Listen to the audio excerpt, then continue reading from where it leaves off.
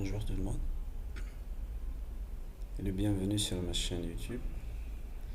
On va essayer ensemble de réaliser cette pièce avec SolidWorks. Ok, on va commencer.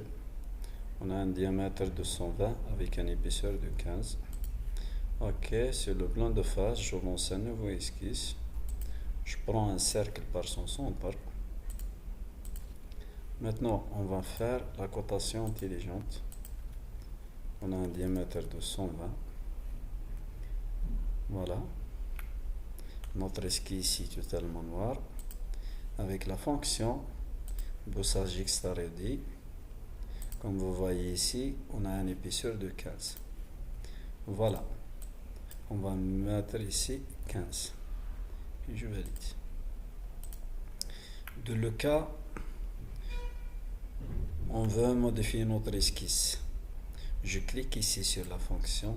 Voilà mon esquisse. Je vais faire Editing. Vous voyez? Maintenant, je peux changer la cotation par deux clics. Et dans le cas où on va modifier notre épaisseur, c'est par rapport à la fonction. Je vais éditer la fonction. La même chose. Ok, on va continuer. Maintenant, on a un autre diamètre de 50 avec avec la hauteur de 60. Ok, sur le plan de face toujours, je vais lancer un nouveau esquisse. Je clique sur cette surface, voilà, et je prends notre cercle par le centre et on va mettre la cotation un diamètre de 50. Et voilà.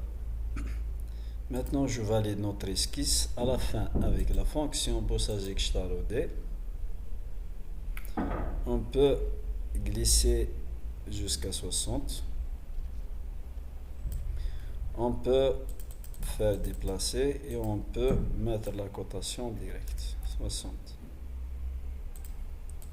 Voilà. Maintenant, on va essayer de travailler sur les enlèvements de matière ici. C'est avec un diamètre de 20. On a 4 avec une distance de 20. Ok. Je vais lancer un nouveau esquisse. Je lance sur cette surface.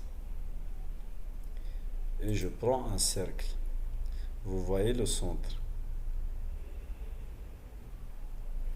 Sinon, on prend la ligne de construction. Vous voyez le centre. La cotation. On a 20 plus le diamètre du deuxième cercle 25. Vous voyez, c'est 45. Maintenant, on va choisir le cercle par le centre. Il suffit maintenant juste de mettre la cotation qui est un diamètre de 20. Cotation intelligente. Diamètre de 20. Ok. Maintenant, on peut faire les quatre diamètres aussi avec la même manière, mais on peut simplifier avec la répétition circulaire. Je clique, paramètres. Voilà notre arête. Pardon. Ici, on va sélectionner notre esquisse et vous voyez, de 4, on peut mettre plus. Dans notre cas, on a 4. Et je valide. Pardon, je n'ai pas validé la fonction. Je clique ici, je vais mettre le diamètre 4. Maintenant, je vais faire OK. Vous voyez, on a 4. Maintenant, sur notre cas, on a un enlèvement de diamètre de 12. Ah, pardon. Un enlèvement de matière avec une 5. Vous voyez là. Ok. Maintenant, avec la fonction enlèvement de matière extrudée. Vous voyez ici. je clique sur enlèvement de matière extrarodée. Là, je vais mettre la profondeur de 5. Vous voyez la direction. On peut même changer la direction, mais c'est pas logique dans notre cas. Alors, c'est de l'autre côté. Ok, je valide maintenant. Très bien. Maintenant, pardon, on a d'autres 4 cercles avec un diamètre de 12.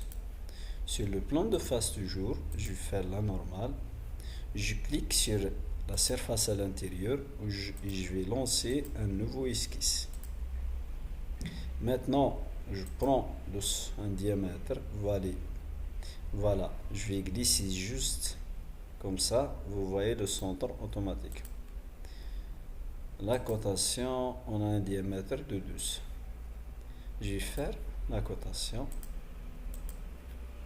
Je vais mettre la valeur 12.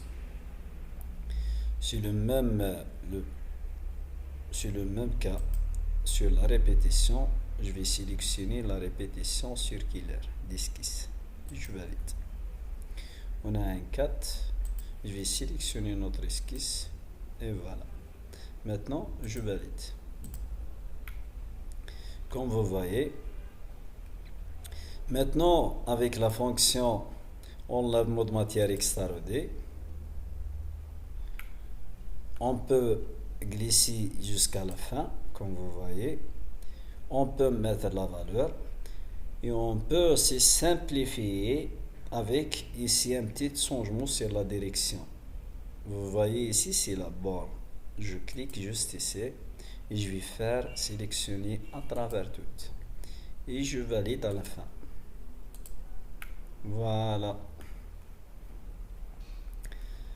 Jusqu'ici, j'espère que tout est bien. Maintenant, vous voyez ici, on a un enlèvement de matière de 10 avec une profondeur de 15 au centre. Ok, je vais faire plan de face normal. Je vais sélectionner cette surface et je vais lancer un nouveau esquisse. Maintenant, je prends un rectangle par son centre.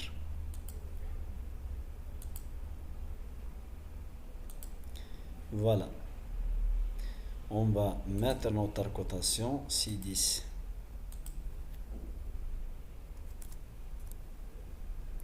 On peut coter ça ou bien non, c'est pas grand chose. On va faire un autre rectangle par son centre dans cette direction. La cotation, on va mettre la cotation 10.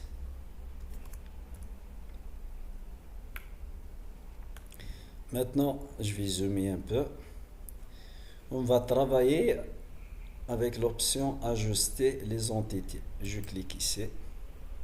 Je vais supprimer.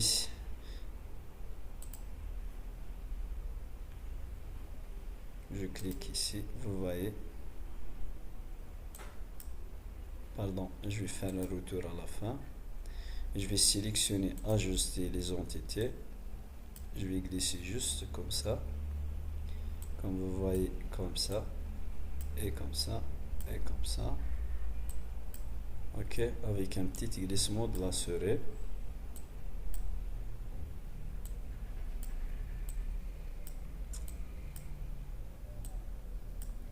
Voilà notre esquisse. Maintenant, on a un enlèvement de matière de 15.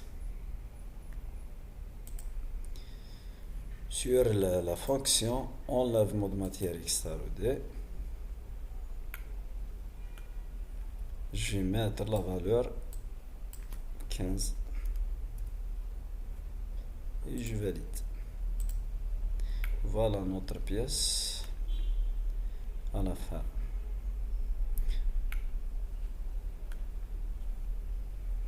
On peut injecter la couleur pour la pièce, faire cette couleur, vous le voyez, Sincèrement, je trouve une grande difficulté quand j'ai envie de changer la couleur de la pièce, mais bon, chacun comme il va. On peut aussi traduire la matière. Vous voyez, c'est l'apparence. On clique ici et on trouve les matières, par exemple le plastique. Très brillant, vous voyez. On peut double-clic, double-clic, double-clic. Vous voyez. En fait, le blanc c'est mieux.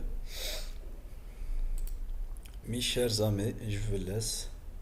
Je veux dire, j'ai envie de te remercier d'avoir regardé ma vidéo à la fin et n'oublie pas d'abonner sur ma chaîne et de partager ma vidéo au max, de commenter bien sûr.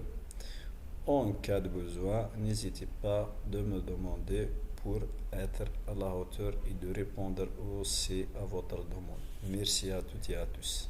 À toutes. Salut.